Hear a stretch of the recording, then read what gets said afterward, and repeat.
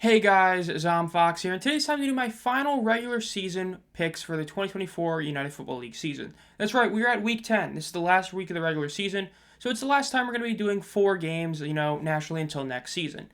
And of course, this week does still have some games that matter. Of course, Tank Bowl 3 that I will be streaming, by the way, between the Showboats and Roughnecks is for the number one overall pick. Whoever wins the game gets the number one overall pick. And of course, technically both one seeds are still up for grabs, though Michigan would have to have a colossal win to actually take that. But the only real game is that the winner of the San Antonio St. Louis game does get home field advantage in the XFL Conference Championship game. So this weekend really does have a lot of games that matter. So without further ado, let's get started with the USFL Conference Championship preview between the Stallions and Panthers.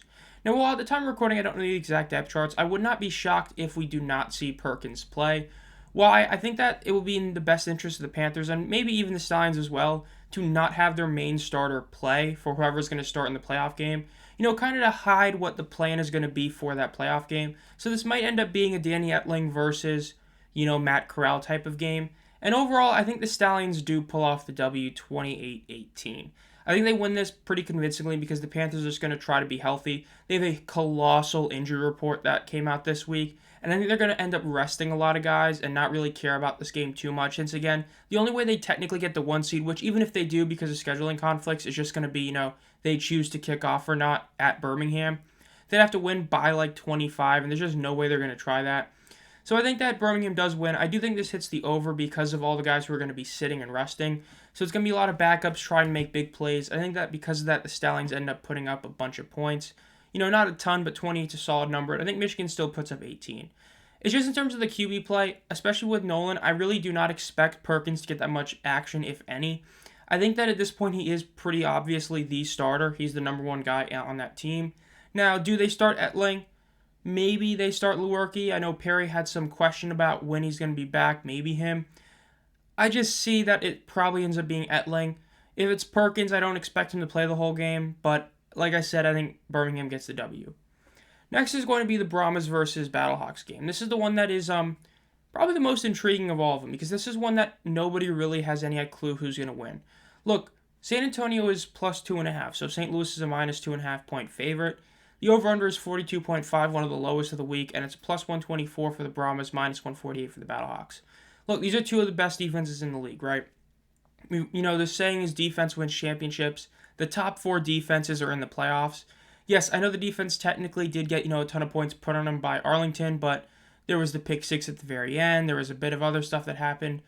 And with San Antonio, they're just coming off an incredible day where they completely stopped the Stallions. Chase Garbers is back, and while you don't want him to get re-hurt, you definitely want to have him, continue getting reps for the playoffs. Now, at least at the time of recording, there's still questions about AJ McCarron's health. Will he play? If he does play, he will be playing through a minor injury. So this is probably the toughest one to call for a lot of people because this game is in St. Louis. But whoever wins it gets home field advantage in the XFL Conference Championship game. I think most people agree that whoever has home field advantage in that game, it's not like a slight advantage, it's this team is most likely going to go to the championship game. Especially if the game's in St. Louis, the odds of the Brahmas beating them in a playoff game in St. Louis are astronomically low. Whereas at least in the Battlehawks case, if they're playing in San Antonio, they still have a decent shot to win. But at least for this game, I do think San Antonio gets the upset win. I think they win it 20-18. I think it's going to be a very low-scoring defensive battle, which is why I think it hits the under. I think that St. Louis's defense had, just an off game last week. I think they're back on track this week. Chase Garbers is not going to have the just insane completion percentage day he had. Well, I do think their running game is going to be great again. As you saw yesterday in my, Fox Super 6 picks, I think McFarland has another great game. I just see in the end that San Antonio gets the W, but it's going to be a very close win. Not a lopsided one by any means, but the Brahmas do get the W and home field advantage in the playoff game. Now, as for the Sunday games, the first one is the Renegades versus Defenders. This is the one game of the week that, no matter what, has no meaning. Whoever wins, whoever loses, it doesn't affect anything, right? It doesn't affect draft selection. It doesn't affect, playoffs. It's just a game.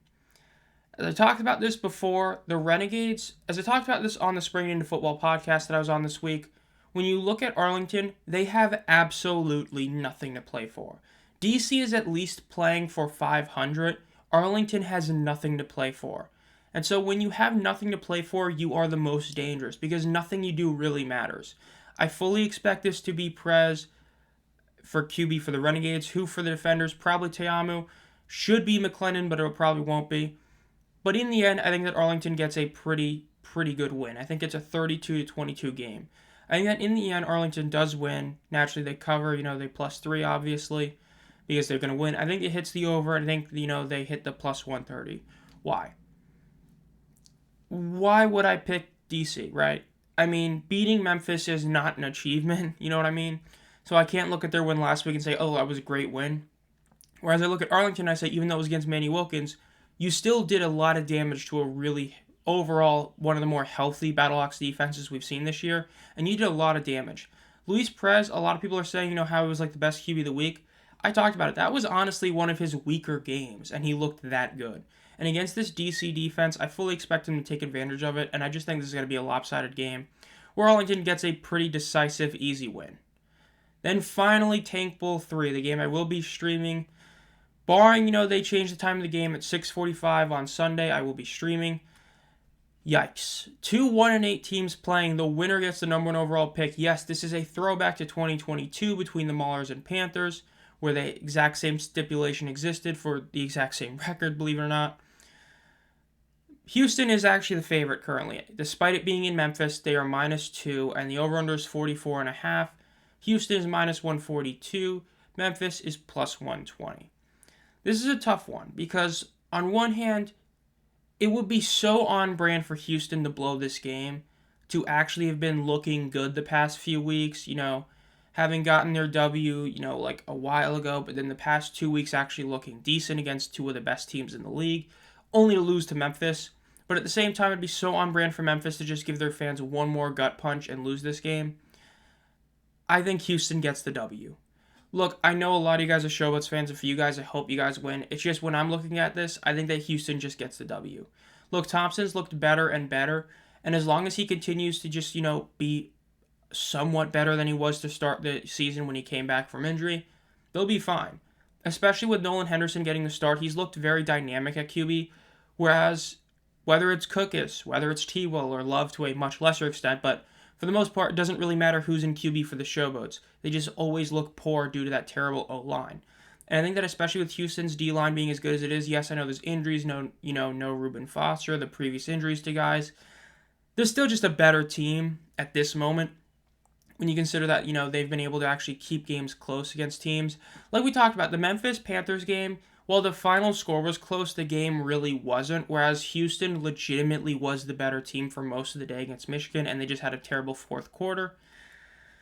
Houston gets the W. They win at 26-21, hits the over barely, but they do get the W in what would be one last gut punch by Memphis to their fans.